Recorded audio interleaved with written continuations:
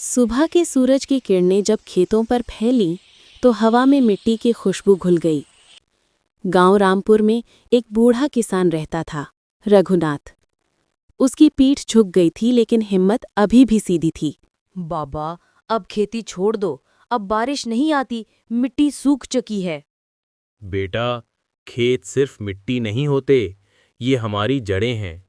उन्हें छोड़ दिया तो जिंदगी बंजर हो जाएगी। मोहन चुप हो गया, लेकिन रघुनाथ की आंखों में उम्मीद की लौ जलती रही। दोपहर का वक्त था। सूरज सिर पर जल रहा था और खेत की मिट्टी सूखी पड़ी थी। लेकिन बूढ़ा किसान रघुनाथ फिर भी अपने खेत में पहुंचा। हाथ में हल, आंखों में उम्मीद और दिल में हिम्मत। धीरे धीरे वो हल चलाने लगा। हर कदम पर पसीना गिरता, मगर उसके चेहरे पर थकान नहीं, बस भरोसा था। गांव के कुछ लोग हंसते हुए बोले, अब इस जमीन से कुछ नहीं होगेगा। रघुनाथ ने बस हल्की मुस्कान दी और बोला, उगना तो किस्मत का काम है, पर मेहनत करना मेरा। वो फिर झुका और मिट्टी में अपने सपने बोता रहा। शाम का वक्त था। सूरज ढल रहा था और आसमान लाल हो गया था। सूखी जमीन फटी पड़ी थी, हर दरार जैसे किसान के दिल की थकान कह रही हो।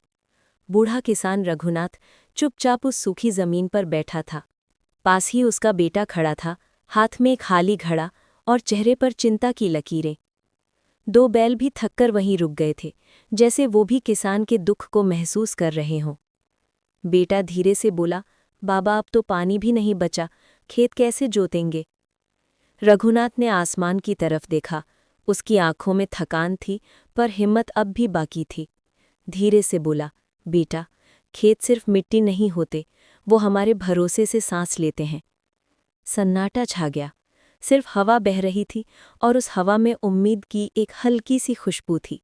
और फिर एक दिन आसमान बदलने लगा। हवा तेज हुई, बिजली चमकी और मिट्टी की खुशबू फैल गई।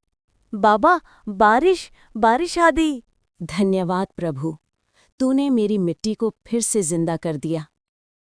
वो बारिश सिर्फ पानी नहीं थी, वो किसान की दुआओं का जवाब थी। महीने बीत गए। सूखी धरती अब हरियाली में बदल चुकी थी। वो गांव वाले जो हंसते थे, आज उसी खेत के किनारे शर्मिंदा खड़े थे। रघुनाथ मुस्कुरा रहा था। उसकी मेहनत जीत चुकी थी। हवा चली, फसलें लहराईं और सूरज की किरणों ने कहा, मेहनत कभी बेकार नहीं जाती।